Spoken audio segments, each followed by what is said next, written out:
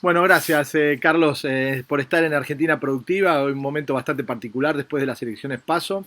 Leí este artículo que mandaste muy bueno, me encantó el concepto, ¿no? De- está casi confirmado de que el peronismo unido podrá ser vencido, ¿no? Y tu apreciación creo que además va a ser tomada por muchos, ¿no? Yo creo que digamos, era una de las máximas políticas históricas, ¿no? Chino, de que el peronismo unido es indudablemente, pasaron con un muy fuerte. Yo tenía un poquito, dos o tres datos, pero el 70% de la sociedad argentina evaluaba efectivamente la gestión económica del presidente Fernández. eh, el 50% de la sociedad manifiesta que su calidad laboral es negativa, y cuando lo analizás por nivel etario, entre los 18 y 29 años, ese 50 se agranda al 60, y donde la mujer es mucho más negativa que el hombre con respecto a su calidad laboral. Y el otro dato, que es muy significativo, el 60% manifiesta que su calidad de consumo, su calidad de vida se vio profundamente deteriorada. Con esos niveles, el oficialismo fue a una elección donde indudablemente creo que eso lo miró para otro lado, y bueno, ahí están los resultados. Mirando la construcción política de los distintos países del mundo y tomando como referencia a Estados Unidos, que tiene esta polarización entre republicanos y demócratas, los demócratas representan de alguna forma esa visión de un Estado más grande, de concepciones más socialistas, y los republicanos de achicar el Estado, la libertad, política exterior agresiva, etcétera. Esta derecha, de alguna manera, si se puede decir, izquierda, ¿no? Argentina no tiene republicanos. Argentina tiene todos demócratas, ¿no? Argentina tiene un partido justicialista que es es absolutamente próximo a los demócratas, ¿no? Ni hablar el PRO, es una, en el mejor de los casos, una democracia cristiana, ¿no? Y cuando vos te pones a pensar esa búsqueda que tiene la sociedad de alguna manera de estos valores que representa el liberalismo, de alguna forma, o esta concepción republicana, republicana desde el punto de vista de la visión norteamericana, ¿no? Tenés por un lado Frente para la Victoria, que va a estar más afín de apoyar quizás a un movimiento anti-Macri liberal, porque no es el liberalismo expresado por Milei con esta revolución del 13% en la ciudad, expresa eso, no está de acuerdo con la política de Macri. Y después tenés a López Murphy, ¿no? Como cuarto candidato. A López Murphy no le ha ido nada bien en la trastienda, nunca. Así que yo no sé si la gente de López Murphy va a acompañar un proceso de alianza. López Murphy podrá decir lo que quiera, pero después no sé lo que va a hacer la gente. Entonces, No, obviamente esto es así. Yo lo que creo también es que el problema que estoy viendo es, primero, una ruptura muy fuerte entre sociedad y política. Es como que hay una disociación. Vos fijate que, mirá que hace muchos años que estamos en esto, Chino, y yo nunca vi que se haya, digamos, sido, estando en agenda, y el hablar de casta política, o sea, que se haya entrado, se haya internalizado ellos y nosotros. Esto normalmente, ni en el 2001, con el que se vayan todos, hablaban de casta política. Hoy, digamos, el tema de casta política creo que lo amplificó también mucho Milei, de alguna manera generó una situación totalmente novedosa y en el cual, bueno, o sea, se están dando situaciones que coincido en parte con lo que decís con respecto al voto López Murphy, que hay que ver cómo se codifica eso en el mes de noviembre, cuál va a ser cómo van a complementarse la gente de Vidal y la gente de López Murphy, cuál va a ser su discurso, lo mismo en provincia de Buenos Aires, entre Santilli y Manes, digo, porque por otro lado vos ves que en provincia de Buenos Aires hay como un reverdecer, a pesar de perder, de la Unión Cívica Radical. La Unión Cívica Radical logró casi en esa interna 40 puntos. O sea, un partido que en la provincia de Buenos Aires le costaba mucho hacer pie desde hacía más de 20 años y de pronto hoy vos tomás todo el interior de la provincia de Buenos Aires. Imagínate que la provincia tiene 8 secciones electorales. La cuarta, el oeste, epicentro Junín, la quinta, epicentro Mar del Plata, la sexta, el sur, epicentro Bahía Blanca, y la séptima, epicentro Azul Olavarría, arrasó el radicalismo dentro de la coalición Juntos. Ahora te pregunto, Carlos, cuando vos haces este análisis, de alguna manera le estás dando, quizá, desde mi punto de vista, atribuciones a esta casta política que quizá no tiene. Me da la sensación que son personas que votaron en contra de lo que había. La máxima expresión de esto es Santa Cruz, ¿no? La gente votó en contra de lo que había. Y el que estaba adelante era un radical. Si hubiese sido otro, le hubiesen dado a otro. No, está bien, pero se dio lo que se dio, o sea, por ejemplo, pero en esos escenarios yo creo que hay Argentina, a diferencia de otros países de la región, esto me parece que es valorable, Chino, tiene que ver también que hay un grado de institucionalidad que me parece que es muy importante. O sea, la gente votó, se manifestó, evitamos, digamos, las conflictividades sociales que pudieron haber pasado en Perú, en Ecuador, en Chile. Esto me parece que es un dato no menor, y de pronto la gente dijo, no nos gusta esto, y bueno, había un menú de opciones, pero dentro de un marco de institucionalidad. Esto es lo que yo rescato. Después puedo coincidir con vos, que adelante podía estar uno u otro, pero el hecho de que haya partidos políticos o coaliciones organizadas, eso genera un grado de institucionalidad democrática muy importante, porque al menos te aleja de las conflictividades sociales que pasaron en países de la región o muy cerca nuestro. O sea, vos fijate lo de Chile, hoy de pronto entra en una constituyente con un grupo de casi 20 constituyentes que se llamaban una especie de coalición pueblo y que saltó por los aires. Hay 20 constituyentes que cada uno opina y dice lo que quiere. O sea, ese grado, digamos, de anomia institucional, por suerte la Argentina no lo está teniendo. A mí me da la sensación que en la provincia de Buenos Aires, Milei hizo toda esta revolución, yo lo conozco hace muchos años, está todo bien, son 200.000 votos, pero Esper, con una parte pequeñita, sacó, no sé, 400.000, digamos. O sea,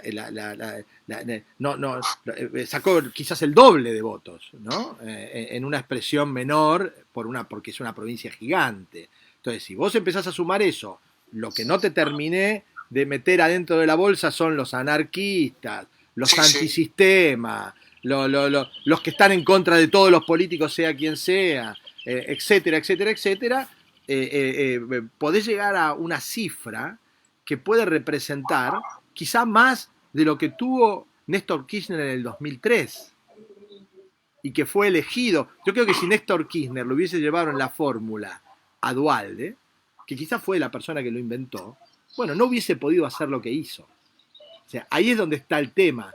¿Es una alianza o llego a hacer lo que quiero, ¿no? Y además que se banque, ¿no? Porque tiene 2 años por delante, que lo escupan en el Congreso, que lo vuelvan loco, que le metan 200 millones de denuncias, que le van a hacer cualquier Van a ser 2 años muy complicados, porque aparte lo que estamos viendo, hay una devaluación muy fuerte en su figura y en su palabra. y para gobernar 2 años va a tener que trabajar mucho.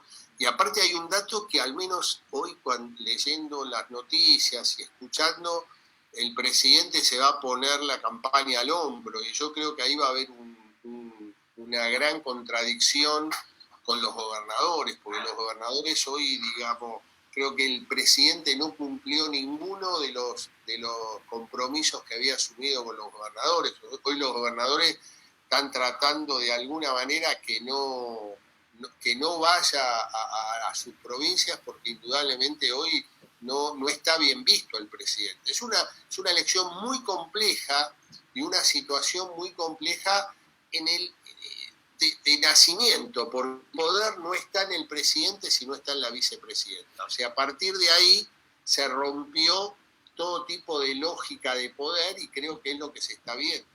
No sé si coincidirás conmigo, pero no tiene el peso específico el presidente para cambiar todo y hacer algo nuevo, distinto de él, digamos, de su propia... No hay volumen. No hay, y tampoco tiene el apoyo para radicalizarse más, porque le atribuyen, no solamente la gente que está al lado del presidente, sino mucha gente de la opinión pública, la radicalización anterior o el acercamiento muy extremo hacia el kirchnerismo. Entonces, claro, no lo puede ir ni por la derecha ni por la izquierda puede trabajar. Es muy difícil la posición. Es muy difícil, porque aparte el éxito de Alberto en el 2019, con un gobierno muy cuestionado y con una situación económica muy delicada, que fue el fin de Mauricio Macri, el fin de su mandato, tenías un presidente más tirado al centro, digamos, generando un discurso mucho más pluralista, mucho más abierto, más de consensuar, y a medida que fue iniciándose como presidente, creo que cada vez se fue endureciendo más y fue generando un discurso muy duro, muy antito, y aparte, con otro dato, no pudo establecer acuerdos con ninguno de los sectores. Tiene problemas con los sindicalistas, con los empresarios, con sectores empresariales o industriales, tampoco pudo terminar de consensuar. No cumplió ninguno de los compromisos que había asumido con los gobernadores. No es casual, vos fijate que ahí había compromisos muy claros. Si no, un gobernador como el de Tucumán, apenas iniciado el mandato, no van a decir, acá está el nuevo líder del Partido Peronista. O sea que indudablemente había algunos acuerdos que quedaron incumplidos. O sea, los intendentes hoy lo quieren lejos. O sea, es una figura que dentro de su propia coalición está muy cuestionada. O sea, lo que me parece que la condena es mantenerse en esta media agua, ¿no? Media agua destructiva. Porque te vuelvo un poco para atrás. Yo creo que si él decide, para poner una exageración, llamarlo a Cavallo y hacer un ejercicio de nueva convertibilidad en una propuesta del estilo de la que puede tener Milei, que en el fondo no se diferencia mucho de la que puede tener Cavallo, ¿no? De la que pudo haber propuesto Cavallo, la revolución de haber planteado una convertibilidad. No tiene cómo hacer eso. Y tampoco puede militarizar a los militantes y transformar a Argentina en un país como, para no poner Venezuela, como Rusia, por ejemplo, o China, o Corea del Norte, digamos, que sería otro camino. Dice, yo mando, este es un partido único, vamos para adelante, para que esto funcione tienen que seguirme a mí, y no puede hacer ninguna de las dos cosas, que serían las dos fórmulas. ¿Cómo? No hay volumen político. No hay, porque las dos fórmulas funcionan, ya sea para un lado, yéndose al capitalismo carnal, o para el otro, yéndose a un populismo potente, militarizado, como puede ser Rusia, o China, que es un modelo que funciona, para poner un modelo. Un país que funciona porque tiene un ejército poderoso atrás. Entonces, no puede ir a ninguno de los modelos. ¿No? ¿Cómo? Tiene una economía sólida. Tiene una economía sólida, pero la lograron gracias a un férreo poder militar y control de la gente totalmente exhaustivo. Ahí no se escapa una mosca. ¿no? Y eso se hace con... Es verdad, lo que pasa es que eso no es el caso nuestro, ¿no? Y aparte creo que la sociedad, el domingo último pasado, se pronunció claramente. La sociedad sigue apostando a la democracia, lo que sigue quiere transparencia, quiere mejora de calidad de vida, quiere propuestas, y esto me parece que es lo que está exigiendo. O sea, creo, por eso te planteaba al principio de la charla el nivel de institucionalidad, que creo, y mismo en los sectores, si querés, más duros, porque Milei puede, digamos, una elección excelente, pero Milei siempre dentro de los niveles de institucionalidad. Lo mismo que Esper, que pudo haber hecho una buena elección, o mejor o peor elección en Provincia de Buenos Aires, pero dentro de la institucionalidad, levantando bandera donde es importante la gobernabilidad. Esto me parece que no son datos. Vos sabés que una de las grandes diferencias, por lo menos desde el punto de vista de la colecta de la voluntad del votante, entre Milei y Esper, tiene que ver con su posición respecto del aborto. Argentina sigue siendo un país de un peso importante católico. Y la defensa que hace fanática, frenética, Milei, del antiabortismo, ¿no? Él habla del derecho de un individuo antes de nacer reconocido por la ley, por ende es un individuo y él plantea la libertad y dice, ese individuo tiene derecho, no lo puede matar. Entonces, eso, que lo diferencia de Esper, también le acerca a mucha gente que quiere escuchar eso. Hay mucha gente que no, pero hay mucha gente que quiere escuchar eso y no lo escucha tan contundentemente como se lo escucha a él, ¿no? Sí, él también, convengamos Chino, que tiene un estilo que creo que indudablemente transitó por un camino donde creó un personaje y que indudablemente entró y fundamentalmente en sectores juveniles, pero en sectores juveniles no de, como decían en los primeros tiempos de análisis, en la clase media alta o clase media o media alta, sino también entró en sectores de clase media popular, clase media baja, digamos, generó una irrupción que indudablemente, al menos en la capital federal, el grupo Rodríguez Larreta están mirando con mucho detenimiento. Pero imagínate, si vos lo ves, Carlos, a, no sé, la peluca de Boris Johnson, no van al mismo peluquero. Si vos escuchás el discurso estoy hablando, no quiero compararlo, no estamos hablando de uno de los primeros ministros más importantes del planeta, pero el look que tiene ese periodista y ese pelo y esa forma de hablar, van por ese camino, digamos, ¿no? Independientemente de que estamos hablando de gente que tiene la misma orientación, entre comillas, relativamente política, como Bolsonaro también. Vos lo escuchás hablar a Bolsonaro, tiene exabruptos que son mucho peores que los de Milei. Sí. No, pero digo, a lo que voy es al estilo argentino, me parece que irrumpió de una manera muy transgresora y que indudablemente la política argentina tradicional no está acostumbrada. Entonces generó hoy una expectativa que todo indica que tiende a crecer, no a decrecer en noviembre. Pero además, todos los que hablan hoy enfrente de él, que él los entiende como políticos, los está descalificando antes de empezar a hablar. Y la sociedad lo apoya. O sea, no tiene con quién hablar, porque partís de la base de que cualquier persona que se siente delante de él es un político. Y si es un político, lo quiere echar. O sea, no, es una posición... Bueno, por eso te digo, o sea, generó una expectativa que indudablemente fue creciendo, y hoy, digamos, bueno, lo viste en los actos que hizo. El acto de cierre fue un acto muy, muy importante ahí en Plaza Lezama. Sí. Indudablemente tiene un poder de convocatoria, y fíjate con otro dato, sin publicidad por radio y televisión, sino se manejó todo por redes. Todo redes sociales, tal cual. No tiene un cartel. Apostó a una línea de trabajo y que indudablemente fue muy exitosa. Yo la escuchaba hablar la escuchaba hablar a María Eugenia Vidal, ¿no? Cuando decía, denme otra oportunidad. Y es justo lo que, no sé, mis aviones no se caen, digamos. ¿Viste que mis aviones no se caen? ¿Cómo no no es denme otra oportunidad, porque es hacerle juego a Milei, digamos, y dice, no tenés otra oportunidad. Y vos fijate, si mirás la campaña de María Eugenia Vidal, cómo fue variando, y los últimos 15, 20 días cambió abruptamente, lo mismo que Rodríguez Larreta, endurecieron fuertemente y plantearon el tema basta, como diciendo no nos avasallen más, pero venían con un discurso muy de consensos, tratando de separarse fuertemente de Mauricio Macri y de Patricia Bullrich, y de pronto tuvieron que terminar modificando claramente su discurso porque indudablemente los números no la estaban ayudando, ¿no?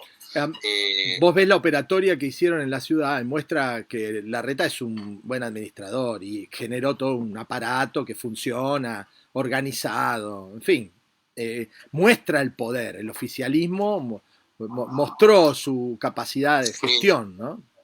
Sí, y después, digamos, le fue bien en la aventura que hizo en la provincia de Buenos Aires, muy bien apoyado por los intendentes del grupo Dorrego, que forman parte del PRO, y bueno, claro, digamos, lo posiciona, digamos, en una posición expectable al 2023. Yo no creo que ya automáticamente esto esté cerrado y él pase a ser el líder de la oposición, creo que no es así.